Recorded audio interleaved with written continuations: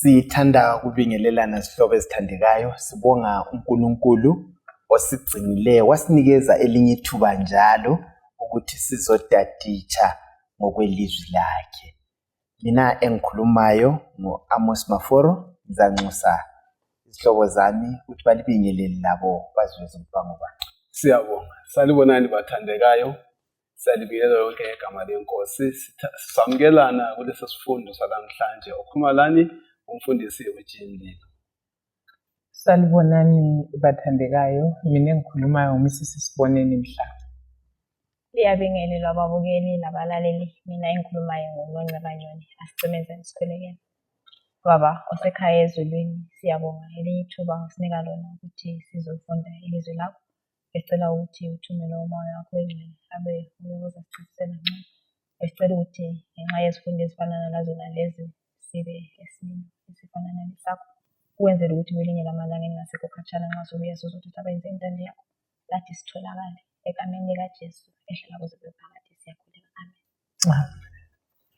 Siyabonga zihlobo, silokho siqhubeka ukota yethu yona le lapho esikhuluma khona ngokufundwa lokutaditshwa kwesiprofeti sisebenzisa imifanekiso. Ngiyalinxusa njalo ukubana sithatha amabhayibhili ethu, izipele zethu, sitaditshe sonke, sibuze lapho esimele sibuze khona, sizwe okunye ngoJesu.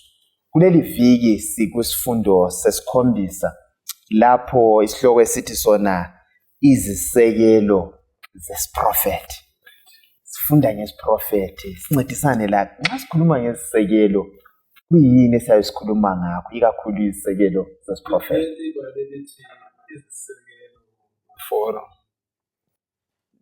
Esilibala kwesindile lapha lithathele ebaleni lesilungu foundations.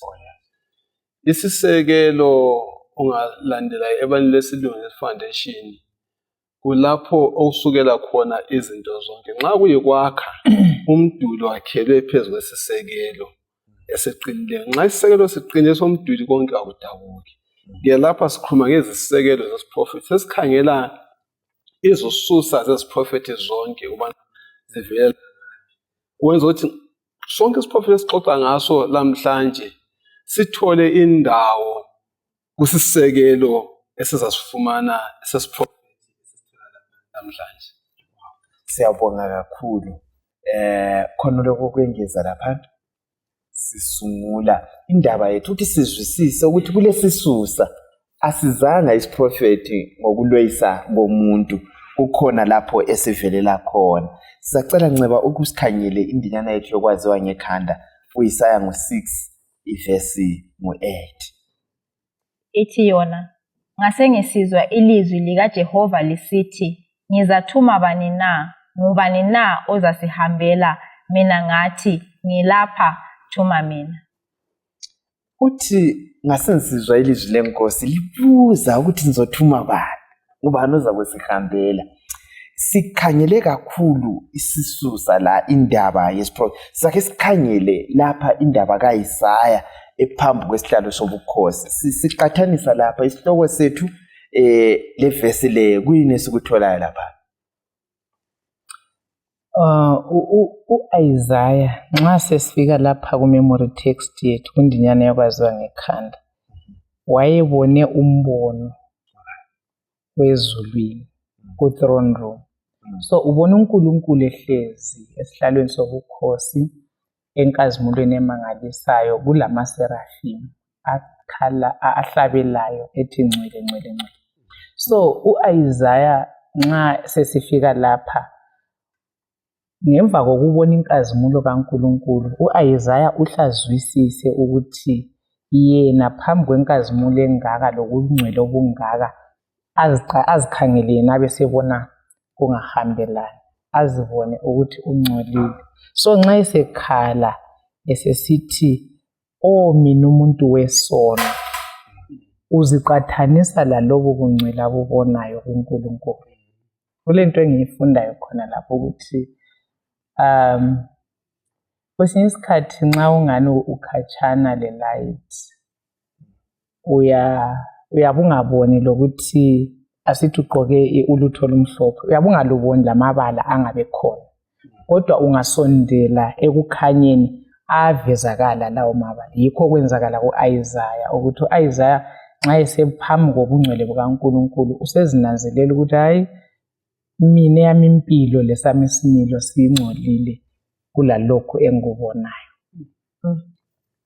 Ake sike sisuke la sike siyefika esihlalweni sobukhosi njengoIsaya olethwa lapha umhlobo wami. Ukhangele indaba ezikusambulo ngo-4 khonapha 11 isihlalo sobukhosi angithi phela uNkulunkulu uyolawula izenzakalo zakona lo mhlaba. Siqhathanisa njalo lo muntu kuthiwa sonke sonile sasilela ngathi enkazimulweni kaNkulunkulu. Enceba mfundisi Mlilo asincedisane lapha ukucomba umpikitsha lo kuphuma kunjani laphana nansi sona siphambi kwesihlalo sikaNkulunkulu uzibona unjani? Nxa ulokhe usondelelana lesihlalo sikaNkulunkulu wena uyazibona ngempela ukuthi ungumuntu osilelayo, uyazibona ukuthi ungcole okungangakanani, uNkulunkulu nguye ofanele udumo, wena ungumuntu osilelayo. Okay, kuyini okunye sikufunda lapha? Ngibona ingani kuzacaca kakuhle nxa sesikhangela isehlakalo esehlela uYesaya azayefika kuso isihlalo sikaNkulunkulu. Okunye sikuthola khonapho uma sokhangela uSamlo chapter 11 lo umqathanisa lo Roma 3 verse 23. Yes. Yikufunda ukwazi lokuzwisisa. Anti sikhuluma ngesisekelo. Isisekelo esiqinileyo sokwazi iziprofethi zonke yikwazi ukuthi ngubani obusayo.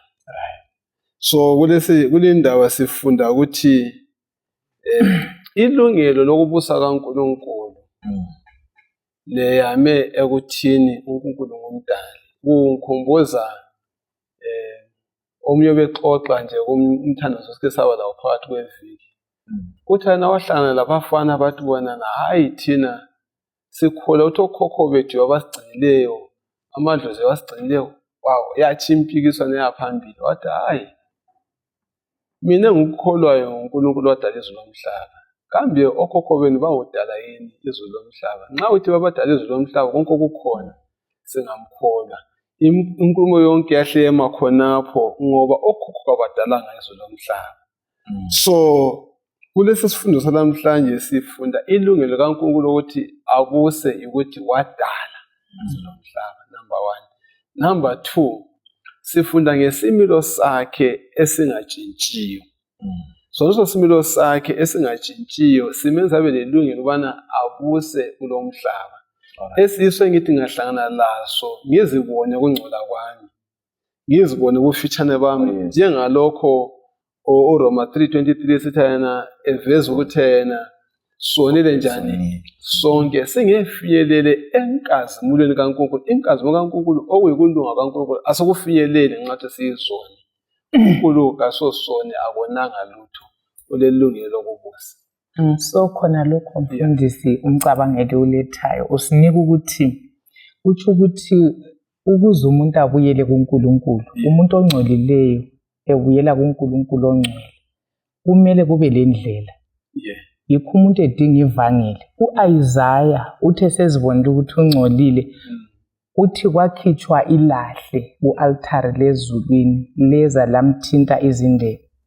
Kusitsho ukuthi umuntu kumele adlule kuprocess yokuhlanjululwa lokuthethelelwa kwezono andubana abuyele kuNkulunkulu. And yikho sibona indlela yona leyo kunguJesu. Iyo yodwa indlela umuntu ongcolileyo angabuyela ngayo kuNkulunkulu. This is why uJesu ethatha isimo somuntu owileyo ngapha emaintaina isimo sobuNkulunkulu ongcwele. Ngokubili akubambanise akuhlanganise. So uluntu lonke lungcolile lunjalo silethemba ekuthini ngoJesu uNkulunkulu siyabuyela. Siyabonga. Sibona icebo lokusindisa umuntu. Icebo lihlelelwe. So sisendlala lapha isisekelo seziprofeti. Yonke isisekelo sonke ngubani? uNkulunkulu. uNkulunkulu ngokwakhe. Sisukela kuye ngiyochasisa injongo kuyikuthi umuntu usehlangukile, usemlandelela ukuze kanjani bakithi Ambuyise. ngithi phela yebo khona Hayi. yebo Okunye ukungezelela laphana kumama ukuthi u-Isaya kutholakala ingilosi isiyathatha ilahle, and ilahle langikhona ayilithathi ngesandla ngoba liyachisa, ilithatha ngama-tongs ibisibuya isizothinta umlomo ka-Isaya.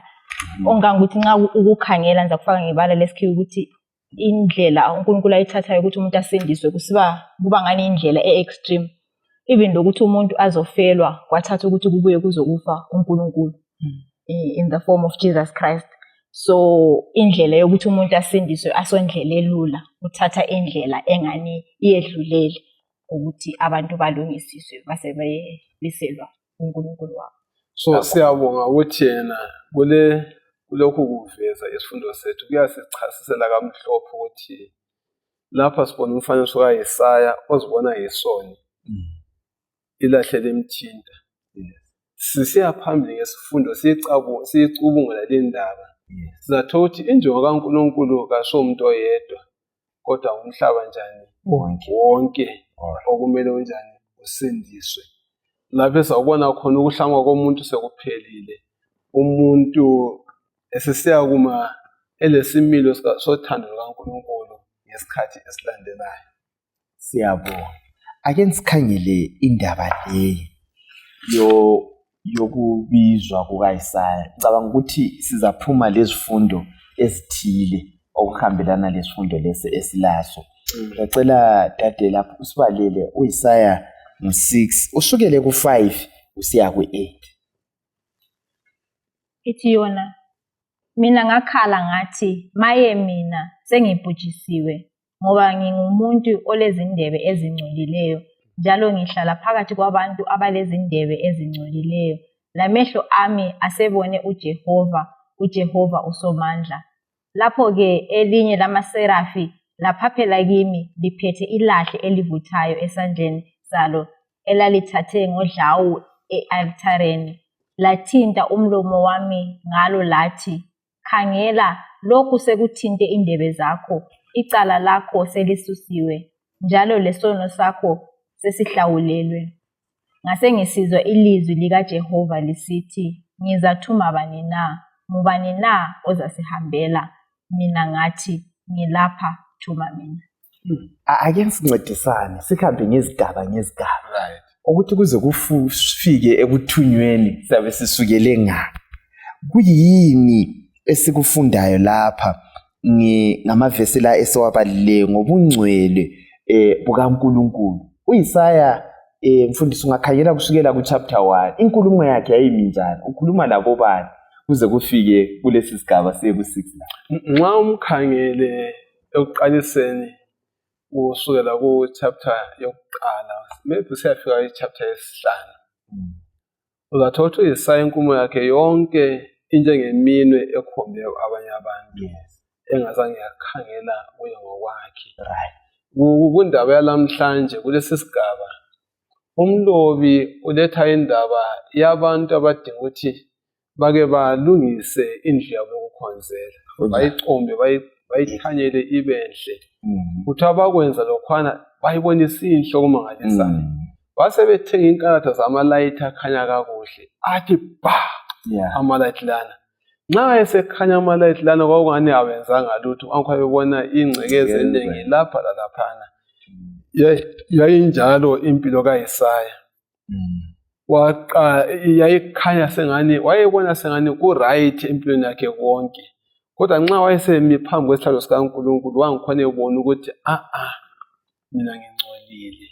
Labantu engiphila phakathi kwabanjani futhi bangcolile. Mina labantu siyafanana. Yikho esesiba lesililo. Khonokho futhi inhle ngiye phambili. Khonokho futhi kwahle kwamtshela ukuthi okumaphambi kobungcwele kaNkulunkulu kutshoni empilweni yomuntu ongcolileyo. Kutsho ukufa kwakhe. Yikho wakha isono akuhlangani. ayisikho yini esikho khona iningi lethu mhlobo ukuthi iningi lethu nxa sikhangela abanye abantu sibabona ngoba sikhatshana loJehova sinjani thina sinjalo. Ngithanda kakhulu mhlobo indlela lapho umfundisi aqalise khona ukuthi kulezigaba ezithile ngoba umbuzo wakho ngiyawuzwa ukuthi ubuza ukuthi kuze kufike kuthini athunywe avume ukuthunywa udlule kuzigaba bani. Isigaba sokuthi abone ubuso bukaNkulunkulu abe sezikhangela isisigaba esiqhakathekileyo and isisigaba esisidinga kakhulu njengamaKristu. Mina ngihlala ngicabanga ukuthi kungani uthumo kumbe umsebenzi uNkulunkulu asishiyele wona udonda kangaka. Ngicabanga ukuthi sibaningi mhlawumbe esihambayo singazange sidlule ku stage number 1 eyokuthi uNkulunkulu sibe mazi simbone. Yes, simbone. That's a personal encounter one on one lo uNkulunkulu. Singabona leyo nkazimulo vele nxa ngabiza i-response yethu izafana ka-Isaiah. But thina sesa-responda sathi silapha sithume. Uyabona mhlobo umuntu ongabonanga inkazimulo kaNkulunkulu. Kwesinye isikhathi uyahamba so ungadinwa kumbe kube lokunye okukubiza uyatshiya. Kuye kulokho okunye kwakho kukubizayo. Unfinished work inengakhulu esiyitshiye ilenga njalo abanye senza i-short work. We are not faithful to duty. Asizimiseli ku-calling yethu. Yikho ubona umsebenzi unganiyasila. So ngibone ngani i-challenge esingayinika kubalaleli lababukeli ukuthi kasidingeni encounter. Asidingeni ubuso bukaNkulunkulu. Singabona i-glimpse of his glory asisoze sifane. Khangela umpostoli Paul.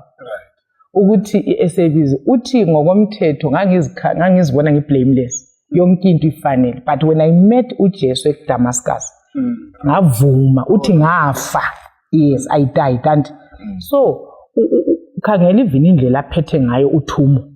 Ngayevumile ukuthi uNkulunkulu ambize ukuba yisisebenzi kwabezizwe. Usebenza ngamandla amakhulu, whether kusitsho intolongo, whether kusitsho ukuchaywa, whether kusitsho ukhandwa ngamatshe, uma ngenxa yenkazimulo ayibonile. So thina ngiyazibuza ukuthi si ready yini kungabi lejele, kungabi lamatshe, kungabi lalutho, sihle sigive up. So kuyatshengisa ukuthi kulalapha esisilela khona ekuhambeni kwethu kokukholwa. Indaba yevangeli kudingakala ukuthi siqale sihlangane layo. Uyazi ungikhumbuze amadodana kaSkeva la.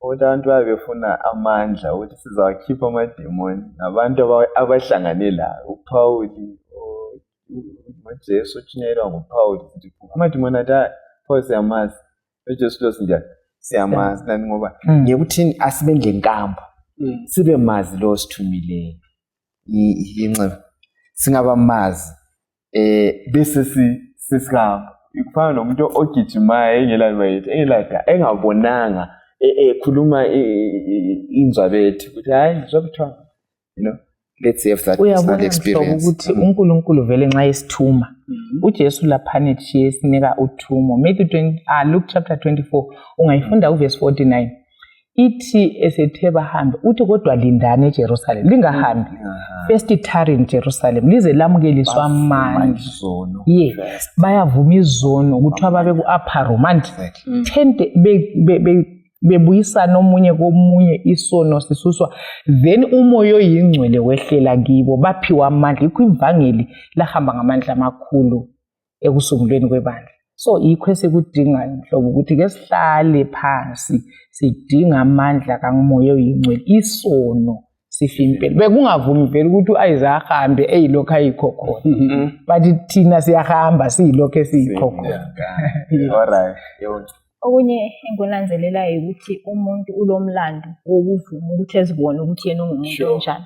Lapha uIsaiah uyazitsho ukuthi hayi ngiyafa mina sengibhujisiwe ngoba ngingumuntu olendebe ezingcwelileyo. Maybe okunye okwenza ukuthi uNkulunkulu engenelisi ukuzisiza ukuthi thina sizibona sekwelinye izinga. So ukuthi asikhiphe lokho okungcolileyo kithi simbophe izandla ukuthi asisize. So enye into engasisiza njengabantu ukuthi sizibone ukungcola kwethu. And okunye engunanzelelayo lapha ukuthi maybe mina angatholi amandla ukuthi ngiphume ngiyenze umsebenzi kaNkulunkulu ngoba angikahlangane laye. the moment ngihlangana naye angisoze ngisale ngingumuntu ofana naye. Ngingahlangana naye ngizakhipha izono zami ngizathola amandla okuthi ngiyenza umsebenzi wakhe. Usekholiwe Isaiah ukuthi sethethelelwe izono mfundisi. Yeah. Yikho kuphela avuma khona ukuthi usunganjani? Usungathuma mina. Yes. Yeah. Yes. Nxa esevumile ukuthi izono zami esekholiwe, esekwazi ukuthi isono sesinjani sesifile. Thina sithi siyahamba singanjani silezono zethu. Asitsho ukuthi umlimi uvela usebenza lezono ezivumile eziphendukileyo. Yikho sikutsho. Besiya kulokho ukuthi yeah. Sigcizelela indaba efana nayo ukuthi kuqala umbono. Right. Umbono wesihlalo. Ungabona umbono wesihlalo sokukwenza uzibone ukuthi wena uyisona esingakanani. Yeah. Nxa usuzibona ukuthi uyisona esingakanani ukhale njengoyeza maye ngifile mina. Izulu liyathinteka ngomuntu okhalayo. Alright. Inglosi njani? Isalafu libuye lizokuthinta ngelahle elivuthayo ligeze ububi bakho. U1 John 1 verse lika 9. Uthena lo othi esekukhanyeni iyo ngibala nje. Lo othi esekukhanyeni ubezozonda umzalwane wakhe. Ngifuna ethena lo othi konanga. Alright. John chapter 2. 1 John chapter 2. 1 John chapter 2 angithi? Hayi. Into wansemphamba. Alright, namba ivesi engayisiyo sengimanye ukuthi awusahambelani. Uma sivuma izono zethu, 1 verse 9. Uma sivuma izono zethu, uthembekile yena, ulungile futhi. Ngakho uza kusithethela izono zethu. Asihlambulule kuko konke ukunganjani ukungalona. Yindawo engiyifuna lapho 1 John 1 verse 9. Yes. Uma sivuma izono zethu, ulokhu uzawakhala ngesono sakhe, uNkulunkulu wamhlambulula. Nxa usuhlanjululiwe, usulamandla ukuthi ngelapha Nkosi nginjani ngithume. Akusela nto ekuvimbelayo. Usuvuma ubana usetshenziswe. Indaba le ethana iserafu lalokhuza lasukuma layathatha ilahle livuthayo. Yeah. Umlobo uyasichasisa ukuthi balethi serafu lithi ukuthi okuvuthayo. Right.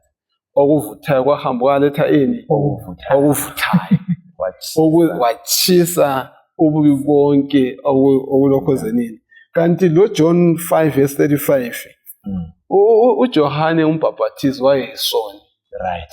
Kodwa uJesu umbiza ngegama lokuthi lo wayenguvuthayo ilanga belivuthayo mbe isibane esivuthayo.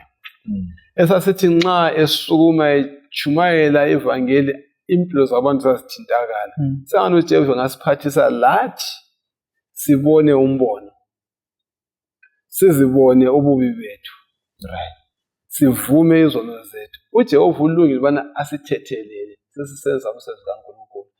Ngizama ukuthi yena ngathenga ichember entsha. Bese ngifaka amasi. Ifethe ukuthi yena le ichember ngisebenzisa ngenye indlela. Kuba nzima ukuthi umuntu akholise ukudla kwangikhona.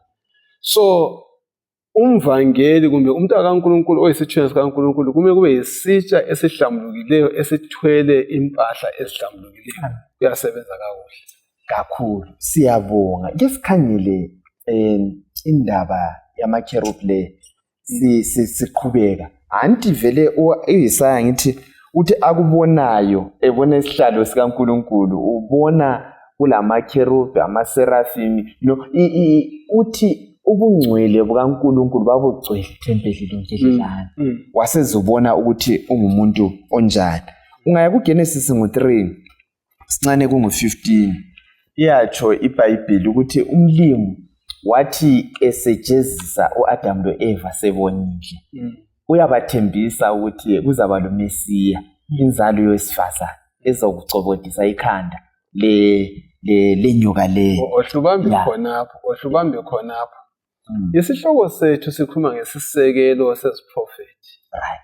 Mina ngokwami nxa sibala uGenesis 3 ivesi ka15 ngibona kuphuma isisekelo sesiprofeti zonke. Aqale khonapho. Kuhle uqale khonapho kuba kulesithembiso senzalo wesifazana wayeza kucobozisa ikhanda lenyoka onguJesu Kristu Mesaya. Yona inyoka enguSathane eza kumlimaza yini izithende. So yisiprofethi sokuqala esisisekelo saso sonke isiprofethi. So uzangena ke konke singaxoxa ngakho konke kukhomba wena lenzalo yesifazana. Qedile vele ungakhangela iziprofethi zaku Old Testament zonke zazikhomba kulowo zalo. Usefikile angithi phela sezigcwalisa sokuyikuza kwakhe futhi kwesibili. Yonke indaba igxile khona phana. So besathi indaba yamakherubi ungaya ku Exodus 25:18 ngokufanayo siwathola amakherubi yayiseduze lesihlalo sikaNkulunkulu ku sanctuary. So sike sikhangele lapha Nceba ku Genesis 3 iverse 21 usiya ku 24 bese sikhangela ukuthi la makherubi umsebenzi wawo wayengowani ayekuthiwa ayenzeni. Ithi yona uJehova uNkulunkulu wenza izivunulo zesikhumba wenzela uAdamu lomkakhe wabagqokisa. Njalo uJehova uNkulunkulu wathi, umuntu manje usenjengomunye wethu, usekwazi okuhle lokubi. Kangavunyelwa ukuthi elule isandla sakhe, akhe njalo isihlahla sokuphila adle, aphile laphakade. Yikho uJehova uNkulunkulu wamxotsha esivandeni sase-Edeni ukuthi asebenze umhlabathi ayethethe kuwo. Esemxotshile umuntu wamisa ngempumalanga ngekwesivande sase-Edeni amakherubi kanye lenkemba ebhebhayo, iphazima isiyale lali ukulinda indlela eya esihlahleni sokuphila. Umsebenzi wamakherubi lali inkemba futhi lesihle sikuhlanganisa. Kwakumele. It's okay. Beyinto ngimnika ithuba. Ora siyabona. Umsebenzi wamakherubi esibalisela lapha okokuqala yokuvimba indlela yezoni bona zingaye kudla isihlahla sokuphila funa zibe yizoni ezingafiki. So isoni sasingaya kudla vele ingqondo yomuntu ifuna ukuphila esesonweni. Waza hamba ayiphila esesibili amakherubi la eyisibonelo besilungu bathi symbol esibonelo sesithembiso sikaNkulunkulu. Sizawuchaza ukuthi kuyincane besiba isithembiso sikaNkulunkulu. Njalo futhi isithembiso leso sasikhomba ukuthi umuntu uzabuya abuyiselwe njalo kulesi sivande aphume njani kuso. Yekho zalinda ke ngenkemba ephenduphendukayo. Le amakherubi amabili iBhayibheli lisifundisa ukuthi bafakwa ngasempumalanga yasengadi yase-Edeni endaweni yokukhonzela ngoba vele i-East ikhangele njengendawo yokukhangela abana kukhonzelwa khona abane uNkulunkulu. Nxa yayimi ngenkemba lana ephenduphendukayo ukuphenduphenduka lokhwana kwakumele inkazimulo kaNkulunkulu. Amakherubi ahlala phansi kwenkazimulo kabani kaNkulunkulu. So nxa esesima lenkemba ephendukayo ayefumana inkazimulo kabani kaNkulunkulu khwaphana. Nxa babebona inkazimulo kaNkulunkulu on daily basis ngoba ingadi le sebewonile abantu kayizange yahle yasuswa khonapho. uNkulunkulu wabekela balokhe beyibona uAdamu lokhe etshela abantu abakuthi sasihlala lapha ya. Balokhe beyibona ke. Nxa bebona inkazimulo kaNkulunkulu kwakuletha ithemba ukuthi hayi ukasilahlanga kokuphela. Uzabuya sikuyisele kulana ingadi abaye bengaqedisa indaba. Right. Indaba emnandi le. uNkulunkulu sesonile kunjalo indlela lokho ikhona and ufuna ukulungisisa indaba ngendlela eqondileyo. Rathi ukuthi sibe yizona eziphilayo kunaphakade. Mina ngithathekise Genesis 3 verse 21 laphana ethi uJehova uNkulunkulu wenza izivunulo zesikhumba wenzela uAdamu lomkakhe wabagqokisa ukuthi bona babezenzele eyabo imvunulo bazigqokisa ngamahlamvu. Then uNkulunkulu yena sefika sebagqokisa ngemvunulo eyayiza lasta ongangukuthi thina lathi singafuna ukuzigqokisa ukulunga kwethu. Ukulunga kwethu nxa uNkulunkulu ukukhangela ukuthi njengesigqoko esingcolileyo yena uyafisa ukuthi asikhiphe khona khana esizenzele khona thina abe sesigqokisa lokho okungokwakhe. And ngize ngibone ngathi imvunulo lana ayebagqokise yona kuthiwa kwakuyisikhumba senyamazana. Even lalapha nxa kwakusenza imhlatshelo kwakusenza umhlatshelo ngenyamazana. Ungangukuthi imvunulo lana yayibonisa ukuthi it was a representation of ukuthi uJesu yena ongubani lokuthi uzabuya azobafela. Yikho ngikuthulileyo lapha. Siyabona. Yes. So indaba yamakherubhi iyacaca lapha angithi akhona ukuthi elinde indlela ukuthi hayi bayithi ake nilize indlela ikhona ukuthi wabebuya ukuthintile mfundisi bezonikela indlela ikhona nendlela eqonde nxa usuphendulile angithi phela isihlahla uza kusidla isihlahla sokuphila. And futhi sile hope yokuthi nxa kuyikuthi uNkulunkulu ufuna ukuthi umuntu abe ku-presence yakhe. Ngithanda kakhulu even isithembiso lapho Ellen G. White usinikile ku-Patriarchs and Prophets upage 62 ukuthi even ekupheleni kwesikhathi i-Eden izabuyiselwa endaweni yayo but kuthiwa izabe more gloriously adorned kulalaphana ekuqaliseni. Ngicabanga ukuthi umfundisi ukhulume ngendaba kaGenesis 3:15 ukuthi vele injongo kaNkulunkulu ngomuntu ukuthi umuntu kahlale ku-presence kaNkulunkulu. So lanxa umuntu wayesekhetha indlela yokusuka kuNkulunkulu sibona uNkulunkulu esenza amacebo ukuthi one way or the other umuntu kahlale ebukhoneni bakhe. Yikho even ukuthintile ukuthi amakherubhi lawa yiwo esiwathola lapho uNkulunkulu esithi ku-Exodus 25:8 abangakheli sanctuary bese ngihlala phakathi kwabo and amakherubhi lawa presence kaNkulunkulu ku-Hall of Holies. So iveza ukuthi uNkulunkulu izikhathi zonke ufuna ukuba umuntu abe sebukhoneni bakhe. Yes, amakherubhi aveza ubukhona bukaNkulunkulu. So lapha khona uNkulunkulu laye ukhona eduze. Angithi phela sike sikhangele indaba leyi eku-Ezekiel.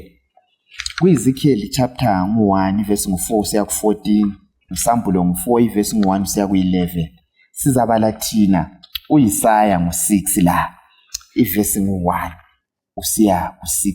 Sifuna ke uma verse la sizaqhathanisa la okuhambelanayo esikutholayo kuma verse ona la. Sikhangele indaba ikakhulu yelahle ilahle elivuthayo. Sibalele okunjengelahle elivuthayo kuIsaya 6 verse 1 to 6. Isaya 6 verse 1. Ngomnyaka inkosi uIsaya eyafa ngawo ngabona uJehova ehlezi esihlalweni sobukhosi esiphezulu esiphakemeyo. Injobo yesembatho sakhe igcwele ithempeli. Ngaphezu kwakhe okulamaserafi elinye lelinye lilezimpiko eziyisithupha egubuzele ubuso wabo ngezimpiko ezimbili, egubuzele izinyawo zabo ngezimbili, ephapha ngezimbili. Elinye lamemeza kwelinye lisithi, Ungcwele, ungcwele, ungcwele. Ungcwele, ungcwele, ungcwele uJehova uSomandla. Umhlaba wonke ugcwele inkazimulo yakhe. Ekuzwakaleni kwamazwi awo imigubazi yombundu wanyikinyeka. Kwathi ithempeli lagcwala intuthu. Mina ngakhala ngathi, maye mina sengibhujisiwe, ngoba ngingumuntu olezindebe ezingcolileyo, njalo ngihlala phakathi kwabantu abalezindebe ezingcolileyo. Lamehlo ami asebone uJehova, uJehova uSomandla. Lapho ke elinye lamaserafi laphaphela kimi liphethe ilahle elivuthayo esandleni salo elalilithathe ngodlawu e-altareni. Right. Nansi indaba iyahambelana le kuwizi. Kuyini esikutholayo kumavesi la kusambulo laphana. Sithe uEzekiel 1 verse 4 to 14 losambulo 4 verse 1 to 11. Singazikhangela ngapho babukeli labalaleli siqhathanise lapho. Bengifisa ukuthi singakangeni kulamavesi kakhulu sibe lo mfanekiso wamakherubhi. Sisixoxe ngawo sesithi ukuthi izidalwa ezinjani. Kulezinto ezingafika 4 eziphawula ukuthi amakherubhi izidalwa ezinjani eziphilayo. Ezekiel 10 verse 8 lapho uboniswa khona umfanekiso wegolide. Exodus 25 verse 18 njalo njalo. Imbhalo unxa uveza amakherubhi la ngezigaba sesikukhulumisa ukuphinda njalo ukuthi avezwa eceleni kaNkulunkulu phansi kaNkulunkulu. Umsebenzi wawo ngokuthi ukhanyise inkazimulo kaNkulunkulu emhlabeni wonke. One injongo yangikhona. Esibili, uzathola ukuthi amakherubhi abewaqakathisa kangaka ukuthi lakumakhetheni awethabanikeli kwakufakwa umfanekiso wamakherubhi andawonye endaweni engcwele. Then incwadi kaPsalms nayo futhi iyamemezela ngenkondlo. Iletha uNkulunkulu efaniswa njengoye ophakanyiswe ngamakherubhi emoyeni. Konke lokhona kuyaveza ukuthi amakherubhi ayephansi kaNkulunkulu kangakanani. Yes, asike sikhangeleni umbuzo owubuza kaEzekiel 1:4 kusiya ku14 lokho zenini sizibona kuyini esikutholile ngesibili. Alright, indaba la, yes. Yeah, indaba yelahle la elomlilo. Engikuzwisisayo ukuthi njengoba umfundisi echaza amakherubhi vele lapha akhulunywe khona elizwini akhuluma ngobukhona bukaNkulunkulu, akupresence kaNkulunkulu duze kakhulu. So umlobo usivezile ukuthi uNkulunkulu vele injongo yokudala ingilosi lokudala thina abantu, injongo yakhe kwakuyikuthi zonke izidalwa ziveza inkazimulo kaNkulunkulu. That's why amakherubhi evezwa eduzane kangaka lesihlalo sikaNkulunkulu. So thina okuhluphayo kuphela ukuthi sehlulekile ukuveza inkazimulo kaNkulunkulu ngokumlalela la ngokuthi sime entandweni yakhe. So uNkulunkulu yikho esenzele icebo lokuthi sibuye ngoJesu. Yikho ubona egedini lelana edesili babebuya bezokhonza, beletha imhlatshelo bezokhonza, beveza ukuthi babuyela kuNkulunkulu ngoJesu. So umuntu ulahlekelwe ukuveza inkazimulo kaNkulunkulu. So indaba yamakherubhi even ku-sanctuary selithindile ukuthi zazi ayekhona ayebunjiwe ngoba duze kwakhona yikho kwakule Shekinah glory. Yes. Ubukhona bukaNkulunkulu. So kuNkulunkulu kulamakherubhi angithi kule ndaba ekuyabalwa la indaba kaNgcwele ehambisa laphana amakherubhi ehaya. Before that ufuna ukuthi something ngifundisa. Hayi awela inkinga. Befuna ukubuyela kwakho uthinte kuShekinah, befuna ukuthi ngithi yena uzathola ukuthi uGenesis. Yes. 3:24. Uyalana indawo yenkemba ephenduphendukayo ekhazimulayo. Lokho kukhulunywa ngeShekinah kaNkulunkulu. Now ku-Exodus, ku Ezekiel 1:4-14, u-Isaiah 6:1-6, no Psalm 4:1-11. Wonke ama-chapter la ayakhomba ukuthi iBhayibheli sibili liyincwadi kaNkulunkulu engcwele. Kalila siphithiphithi. Kuyagamelana, kuyavumelana. Uzathola ukuthi zile nkulumo yinye lezi zahluko lezi ezivezayo. Nxa zikhuluma ngoNkulunkulu esihlalweni sakhe, kulezinto, kulemibono yesihlalo ebonakalayo ezidala ezibonakala kuEzekiel, izidala ezifana nezibonakala ngoJohn futhi, izidala ezifana ezibona ngobani ngo-Isaiah and so forth. Yes, lapho sibona khona bonke bethinta ngengwenyama, bayethinta bonke ngobuso bomuntu, bayethinta bonke ngokhozi, bayethinta bonke ngenkabi. Konke lokhwana uyathola ukuthi okuthola kuEzekiel uyahlangana lakho futhi kuSamuel khona ngale. Olokho kuveza ukuthi linkulumo le ivela kusource eyodwa kakhulu. Kuqakathekile khona lokho. So bengisathi lapha indaba yokuthi ngcwele. Nkosi Soma, kangimbe mina lawe simanjani phambi kobungcwele bukaNkulunkulu, kobukhona bukaNkulunkulu. Sithola sisebandleni, siku-community, siphambi kobukhona bukaNkulunkulu, siziphatha njani? besalungela ukuphendula. Kulomunye indoda owathi Jumayela wathi yena okwenza ukuthi ingilosi ethi ngcwele kuJehova from time to time ukuthi kazikamqedi umdala wezinsuku. Zingaphakamisa ikhanda zifunda olulutho olutsha ngaye kusukela umhlaba ungakadajulwa.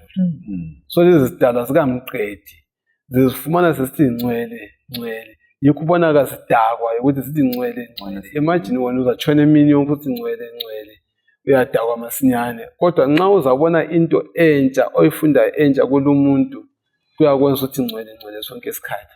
So ngokunye kwangikhona-ke umbuzo wakho usithi yana kathi thina kathesi kuyini ongasenza sibili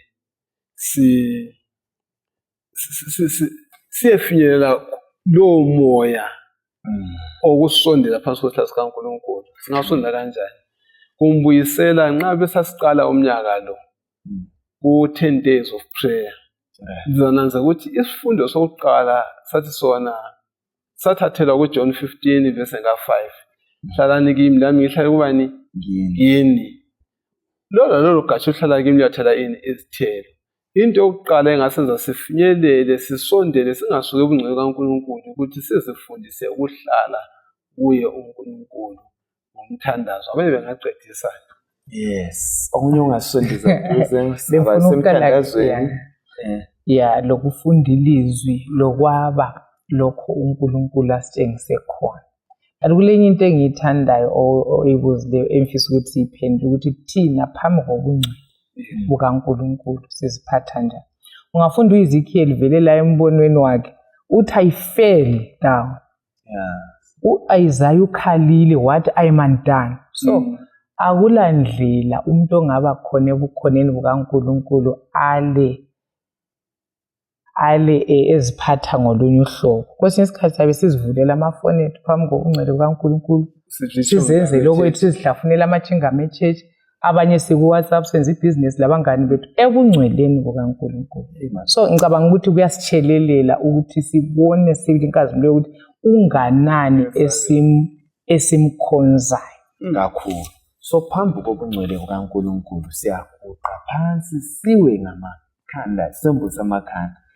Ikakhulu lezi nsuku yathola bonke abantu bakupresence kaNkulunkulu abantu bayawenya iziphunda. Awukuthola ulangifundiswe njalo elizwini likaNkulunkulu. Sike sikhangele indaba kaExodus esanctuary 25:8 kaExodus uthi ake lingenzele tabanekele ukuze ngihlale njani phakathi nakwenu. Sike sikhangele indaba yokuhlala phakathi na uNkulunkulu ehleli phakathi nakwenu. Vele ibizo elithi Emmanuel lithi God with us. uNkulunkulu ephakathi nakwabani wethu. Asiye ku Numbers 2 sike sikhangele ukuthi Israel wayekuhlela kanjani. Mfundisi esavula lapho. Esavula lapho. Lapho ukhuluma ngale ndaba kufika imcabango ombuyisela futhi kuYesaya ukuthi Isaya wabona inkazimulo kaNkulunkulu wakhala. Wathi monca uNkulunkulu esihlala ngaphi phakathi kwethu. So indaba okhuluma ngayo ukuthi ngenzalani esanctuary ngihlale phakathi kwenu iyasibuyisela kunjongonkulu kaNkulunkulu vele ufuna ukuthi ahlale phakathi kwethu aphile lathi sibone inkazimulo yakhe. Wathi asibalele amavesi omqandileyo. Right. Ngizacela usibalele uNumbers chapter 2 ivesi 3 10 18 to 25. Angithi sabe seqa nje khona phana ivesi 3 sikhangele ukuthi uIsrael wayehleleke njani. Angithi phela uNkulunkulu ephakathi nakwakhe. Vesi 3 Numbers 2 verse 3 ethi yona empumalanga isigaba sezihonqo zakoJuda sizakuba ngaphansi kophawu lwazo. Umkhokheli wabantu bakoJuda nguNahashoni indodana kaAminadabi. Eningizimu kuzakuba ngamaviyo ezihonqo zikaRubheni ngaphansi kophawu lwazo. Umkhokheli wabantu bakoRubheni ngu-Elizuri indodana kaShedewuri. Entshonalanga kuzakuba ngamaviyo ezihonqo zika-Ephraim ngaphansi kophawu lwawo. umkhokheli wabantu bako-Efrayimi Elishama indodana ka-Amihudi. 25. Enyakatho kuza kuba ngamaviyo ezihonqo zikaDani ngaphansi kophawu lwawo. Umkhokheli wabantu bakoDani ngu-Ahiyezeri indodana ka-Amishadayi. Right, namba abakhokhela ukuhlala lapha eningizimu ntshonalanga impumalanga. uNkulunkulu kusifundani khona lapha, sincedisane la lezi zizwe lezi ezingani yizo ezazithungamela, kungani kwakunjalo siqathanisa lokunye sikuthola eBhayibhelini. Uzananzelela ukuthi sithintile ngomfanekiso wengonyama, ngomfanekiso womuntu, ngomfanekiso wenkabi, ngomfanekiso wokhozi. Yes. U-Israyeli uNkulunkulu nxa ethanda nihlale phakathi kwabo, washo wabahlela ukuthi babe behlala izizwe ezintathu kunhlangothi ezine. Lesikhuluma ngayo ku-verse 3 nguJuda owayesempumalanga. uJuda esempumalanga khona ngale wayelophawu lwakhe, uphawu lwengonyama. Then ku-south sibona uLohoza uRuben, lezo ezinye ezimbili lawo labana belophawu lwabo. uRuben uphawu lwakhe ngolomuntu. And then-ke sesiya ngapha ngentshonalanga sesiba-ke lo-Ephraim. U-Ephraim uphawu lwakhe kwakuyinkabi. Then sesiya phezulu eningizimu north sesiba loDani. uDani uphawu lwakhe kuyini? Lokhozi. Even lanxa babehamba besukuma ubona ukuhleka kwaNkulunkulu kungaphandle kwesifundo sethu, kodwa ukuhleka kwaNkulunkulu ukuthi nxa babesukuma behamba isizwe sasiphakama kuqala kwakunguJuda, nguye ehamba elibutho elihlasela ukubalanda phambi kwabo, kulandele labaLevi labobani bani. Ngemuva phakathi sokungena ku-Ephraim loRuben, ngemuva sokusiba loDani. uDani kwakulibutho elilamandla elivikelayo futhi, very powerful nation kwakunguJuda, nasemuva futhi kunguDani owayevele lamandla ukuthi okuza ngemva kwabo uyachitha laye. Phezu kwakho konke esikulanda kulesi sifundo ukuthi uNkulunkulu wayesiba sesenta, lanxa sebehlezi uNkulunkulu wayesesenta yenkolo zabo. Okusesenta yezimuli zethu ngubani? Okusesenta yamachechi ethu ngubani? Umbuzo lo sesibuze wona kakhulu. So asifakeni uJehova abe nguye wokuqala, best and last, ezimpilweni zethu, alawule izenzakalo. Iyona le indlela yokuhlala la ku-New Jerusalem kuya kuhleleke ngaleyo ndlela. Awufunde even ngamasango lokuthi kuyabe kumi kanjani. Siyabe kuhlelekile, izulu lihlelekile esenta kule thempeli likaJehova. Angithi siqathanise lapha lokuwa kukaLucifer. uLucifer ungabala naye kwafanele basesenta wakho ukuthi wayefinyelwa ngabantu bonke, wayengakhathana, wayengasondelanga kwesinye isisodwa abesizwe wayecentral. Angithi nanti ikherubi elinye eliwayo leli. uLucifer yayingilosi enjani ukusidescribe uLucifer lapha? Angisho ukuthi udescribe uSathane, uLucifer nje. I think uLucifer ungafunda uEzekiel 28 uthi wayeyingilosi, covering cherub. Right, lo yayiza 14 esinika ukuwa kwakhe. Uthi i-setup ye-sanctuary ithi ku-Ark of the Covenant ekucineni kwakulama cherub. Ungayifunda ithi uSathane waye-occupy indawo wayengomunye wama-cherub lawa. So inkazimulo enkazimulweni kaNkulunkulu, inkazimulo kaNkulunkulu yayichithekela kuye. So yiso isiqongo salapho uLucifer ayekhona, bizwa kuthiwa yi-son of the morning, elamandla, eyikhomanda yezingilosi ezulwini. And kuthiwa zazimthanda, zimlalela, ececisiwe, amatshe wonke abaliswa laphansi. Even i-voice kuthiwa yayilamandla, ingamaphatho, ibalansa even ngeyihlabele yethu. So yibo ubuhle lokukhazimula uLucifer eyikho khona. Kulo bunkanyankanya bonke lowo sibambe uEzekiel ngo-28 verse 11 to 17 inkulumo elethwe inhloko laphana. Ngicela sibambe sikuEzekiel laphana. Kumbe sibambe uIsaya ngo-14 uyayibala la. uIsaya ngo-14 ivesi ngu-12 kusiya ku-14 bese sixoxa. Ithi yona, yeka ukuwa kwakho uvela ezulwini wena nkanyezi yekuseni, ndodana yokusa, uphoselwe phansi emhlabeni, wena owake weshiselwa izizwe phansi.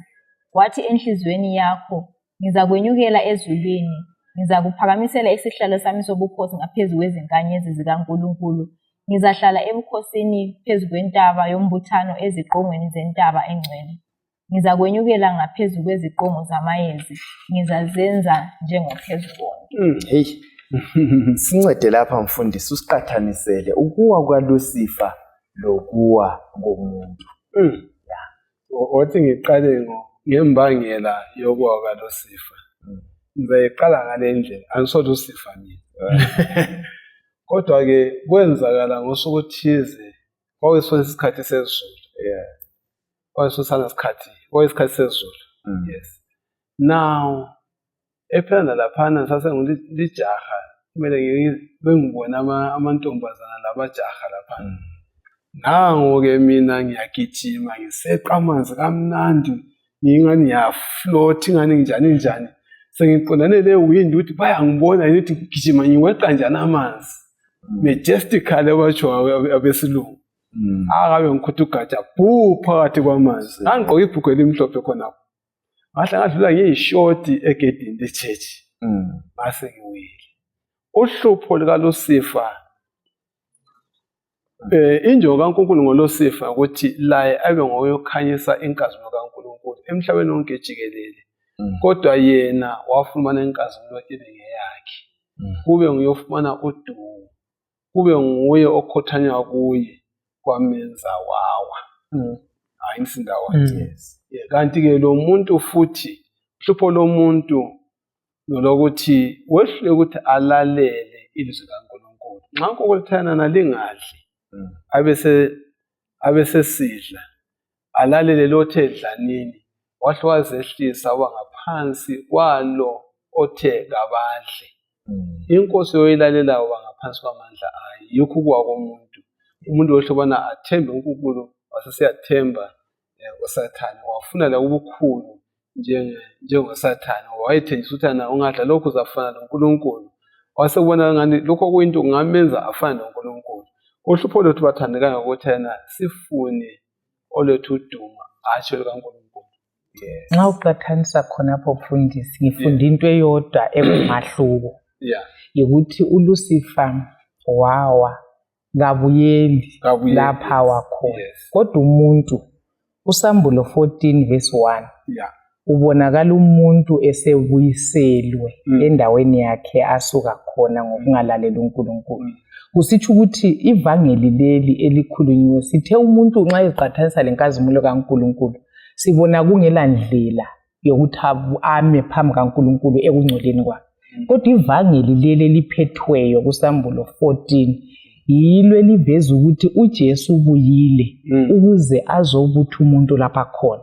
So sibona umuntu ngoJesu ebuyele kuposition uNkulunkulu ayevele emisele yona. Yikho esithi wabona bemi entabeni beleni eyeziyoni besindisiwe. Sinomsebenzi lapha sihlobo esithandekayo. Siyabonga njengabantu ukuthi sincedise abanye abantu ukuthi labo basinde. Uyophi umsebenzi wethu simele sikwenze ekwaziseni abanye ngoJesu lowozayo?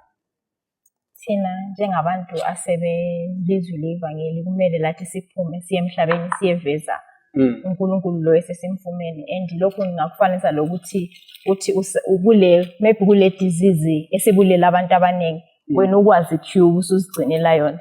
I think lokhu ngabe kuyinto embi kakhulu. So njengathi thina sesihlanganele uNkulunkulu lathi kumele siphume siyetshengisa abantu ukuthi kuloNkulunkulu ophilayo njalo uyeza masinyane ukuzosithatha siye ekhaya. Akula need yokuthi umuntu afe uJesu ekhona. Siyabonga sithi mfundisi le. Ulethe indaba emhle kakhulu ukuthi umuthi nanku uyawazi uzasiza abantu wena usuwufaka wedwa la. Ngenye indlela njengebandla singafihli imithi. UPsalm 14 verse 16 ngase ngibona esinye isithunywa siphapha emkhathini silevangeli eliphilayo ukuchumayela kwabakhileyo emhlabeni kuzo zonke izizwe lemhlobo lendimi labantu.